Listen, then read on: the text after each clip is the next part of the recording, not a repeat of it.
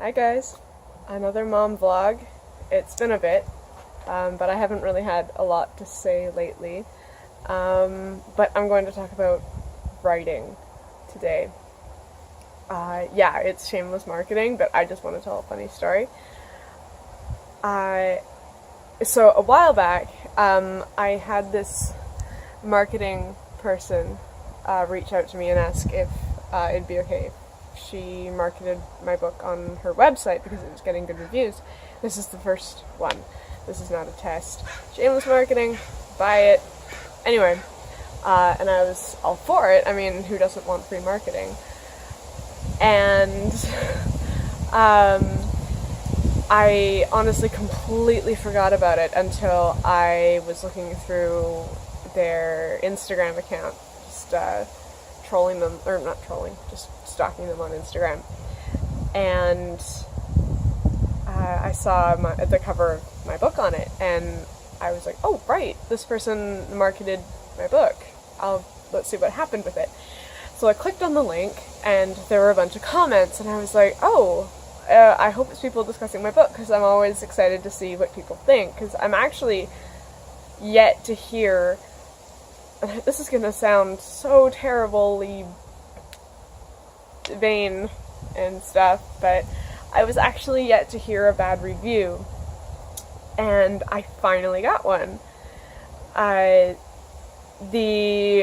Basically the marketing thing was the synopsis of my book. 16-year-old Beth is ignorantly happy until her grade 11 year. Her mom kills herself, her boyfriend becomes abusive, and she starts falling in love with a boy she just met. Being a teenager is hard enough as it is. Add a dead mom to the mix and a sister to take care of, and it becomes a living hell. I think that's it. Anyway, so that's at the top, and then underneath it is my name and where to buy it. One of the many places to buy it. And there were a couple, oh, this looks really good, or I'm going to direct message you. And I was like, oh, cool, people are going to take a look at it. And then there's one that says, this is bullshit. And directly underneath that, being a teenager isn't that hard, calm down. And this just went on and on about how, like, there's no way this stuff actually happens. There was one, like, parents don't die in high school, aunts and uncles maybes, and no one has grandparents. And this just went on for so long, and I guess, maybe, like, a few years ago this would have bothered me, but the fact that it's literally all based on truth, and this one person is rattling on about how it's so unrealistic, I was laughing so hard reading this troll who ended up being a 14-year-old girl, who had suggested that if you're bullied because you're fat, just lose weight. Because that's just how easy it is. Like, and then if you're depressed, take medication for it. Anyway, I know it sounds like I'm angry at this person, but I was honestly laughing so hard because it was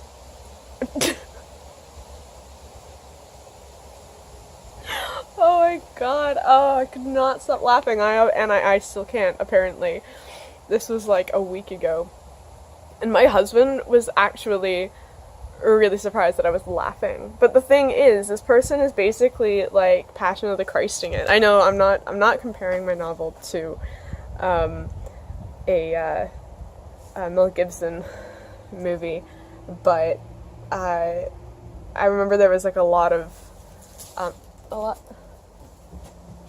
Nelson, you want to come here? Okay. There was a lot of like controversy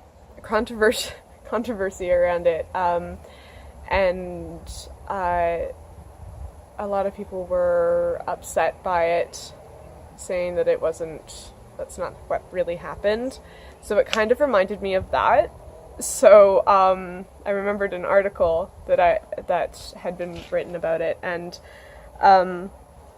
So I started telling my husband that that someone found my book, the most unrealistic book based on true events, that I never read. God. Anyway, after this hater went on for a long time, while another person was saying, it doesn't sound realistic, but these things do happen, I couldn't not say something. Like, as much as I wanted to, as much as I knew I shouldn't say anything, because let's face it, this person is just a troll looking to get a rise out of people, I had to say something, because all of it is based on truth.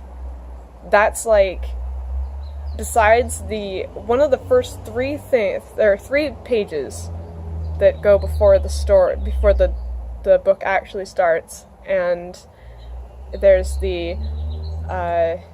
like the one blank page, and there's the dedication, and then there's the author's note saying that this is all based on truth.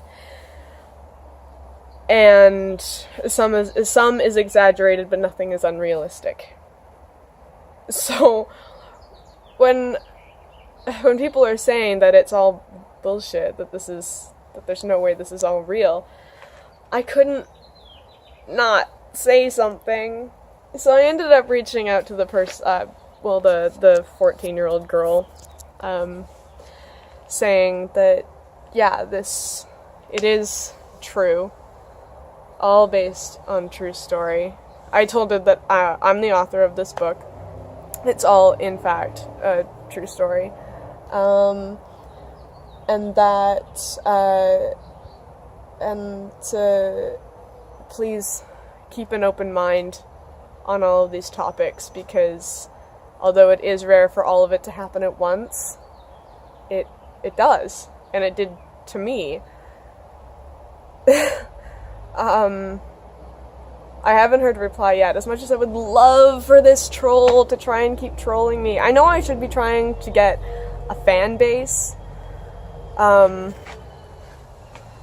I can't help but kind of want a little bit of haters. Or maybe just this one hater. I'd prefer it if most people liked me. So yeah, that's my writer vlog, I guess. Hang on. Oh my god.